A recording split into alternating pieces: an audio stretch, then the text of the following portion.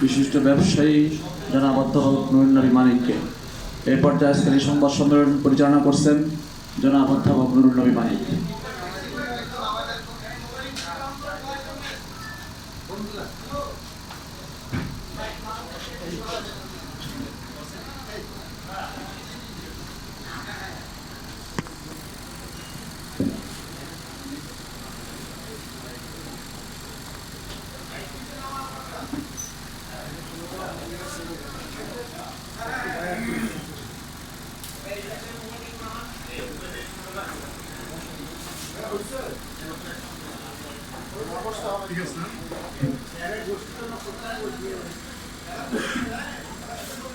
শুরু করেন।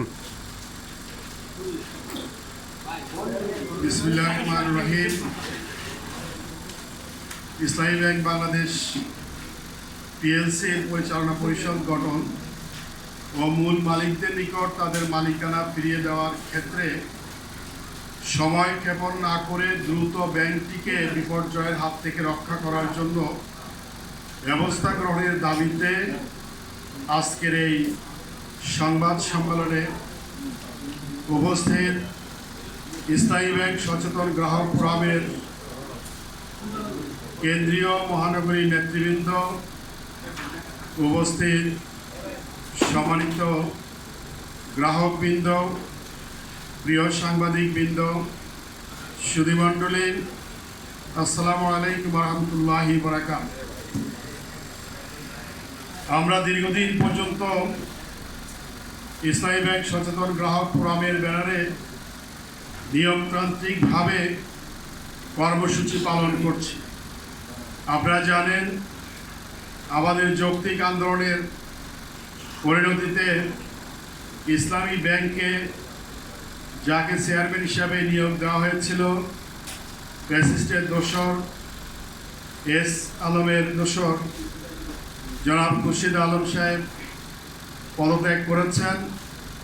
তার পদত্যাগের পরেই আমরা আশা করেছিলাম অতি দ্রুততম সময়ে ইসলামী ব্যাংকের একজন চেয়ারম্যান নিয়োগ দেওয়া হবে, একই সাথে একটি পূর্ণাঙ্গ পরিচালনা পরিষদ গঠন করা হবে, যাতে করে ব্যাংকের স্বাভাবিক কার্যক্রম পরিচালনা করা যায়, ব্যাংকের প্রতি গ্রাহকদের আস্থা ফিরে আসে। কিন্তু আমরা এখন পর্যন্ত যেটা লক্ষ্য করেছি যে এই ক্ষেত্রে কোনো কার্যকর পদক্ষেপ গ্রহণ করা হয়নি। বিভিন্ন প্রতিশ্রুতি দিয়ে মূলত সময় ক্ষেপণ করা হচ্ছে। তারই প্রেক্ষিতে আমাদের আজকের এই সংবাদ সম্মেলন। সম্মানিত সাংবাদিক বন্ধুগণ, আসসালামু আলাইকুম রহমতুল্লাহ। আপনারা জানেন, সচেতন গ্রাহক ফোরাম বিগত 1 জুন 2026 থেকে ব্যাংকটিতে নিয়ম নীতি ও শৃঙ্খলা ফিরিয়ে আনার জন্য সরকারের বিভিন্ন পর্যায়ে দাবি জানিয়ে আসছে। ইতিমধ্যে আমরা ব্যাংকটির সামনে মানববন্ধন করেছি, বেশ কয়েকবার সংবাদ সম্মেলন করেছে, অর্থ মন্ত্রণালয় ও বাংলাদেশ ব্যাংকের সামনে আমরা মানববন্ধন সহ গভর্নর বরাবর, অর্থমন্ত্রী বরাবর স্মারকলিপি দিয়েছে।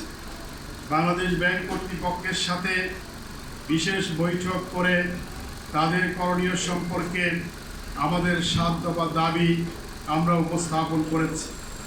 কিন্তু খুবই পরিতাপের সাথে লক্ষ্য করা যাচ্ছে যে দীর্ঘ সময় অতিক্রান্ত হলেও সরকার সমস্যাটি জিয়ে রেখে ব্যাংকের জন্য মারাত্মক বিপর্যয় ডেকে এনেছে। জেএস আলম হাজার হাজার কোটি টাকা লোপাট করে বিদেশে পাচার করেছে।